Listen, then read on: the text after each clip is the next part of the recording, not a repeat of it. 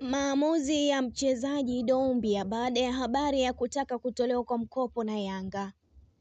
Kiungo mshambuliaji wa klabu ya Young Africans Doumbia ameibua mjadala mpana katika duru za soka la Tanzania baada ya taarifa kuibuka kwamba hataki kabisa kujiunga na timu ya Singida Black Stars kwa mkopo. Badala yake ameweka wazi nia yake ya kuondoka moja kwa moja kutoka Yanga, akitaka kumalizana na klabu hiyo kwa njia ya kifedha ili awe huru kujiunga na timu nyingine. Hili ni tukio linaloonyesha mabadiliko ya msimamo wa wachezaji huyo na linaibua maswali mengi kuhusu mustakabali wake kisoka. Kwa mujibu wa taarifa, Doumbia aliondoka mazoezini siku moja kabla ya safari yake ya timu kwenda Zanzibar, jambo lilozua taharuki miongoni mwa benchi la ufundi na mashabiki wa Yanga. Zaidi ya hayo, hata alipotafutwa na baadhi ya viongozi wa klabu hiyo hakupatikana, na hadi sasa haijajulikana sababu hasa ya kutokuwepo kwake. Kitendo hiki kinaashiria mgogoro wa ndani ambao huenda ukawa na athari kwa utendaji wa timu na mahusiano ya wachezaji na uongozi wa klabu. Kuto kukubali kwenda kwa mkopo kunaweza kutafsiriwa kama ishara ya kutokuridhika na mazingira ya klabu na kutokuwa na imani na mpango wa muda mrefu wa Yanga kuhusu mchezaji huyo. Doumbia anaonekana kuwa na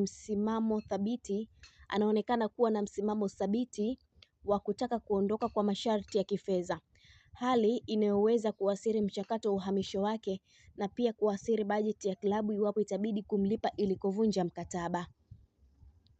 Kwa upande mwingine, Singida Black Stars walikuwa na nia ya kumchukua mchezaji huyo kwa mkopo, jambo ambalo lingeweza kuwa suluhisho la muda kwa pande zote. Hata hivyo, msimamo wa Mamadou Doumbia unaonyesha kuwa anatafuta uhuru wa kuchagua timu atakayojiunga nayo bila masharti ya muda mfupi. Hii ni kawaida kwa wachezaji wanaotaka kujenga upya taaluma yao au wanaotaka kujiweka katika mazingira mapya yenye changamoto na fursa zaidi. Mashabiki wa Yanga wanatazama kwa makini mwelekeo wa sakata hili, huku wengi wakitamani kuona suluhu inayoheshimu maslahi ya klabu na mchezaji.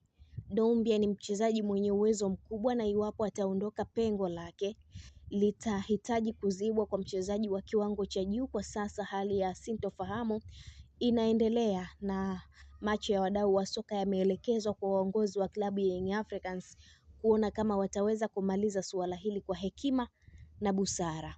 Hivyo tu ni kwambie mpendwa mtazamaji kwamba maamuzi ya mchezaji Doumbia baada ya habari za kutaka kutolewa kwa Yanga mkopo na Yanga, alichokufanya ni kuondoka pasi na kutoa taarifa yoyote, huku wenzake wakiwa huko Zanzibar wakikipiga na hapo jana wakiibuka na ushindi wa goli 3-0 dhidi ya KFZ, mchezo wa Mapinduzi Cup unaofanyika huko Zanzibar.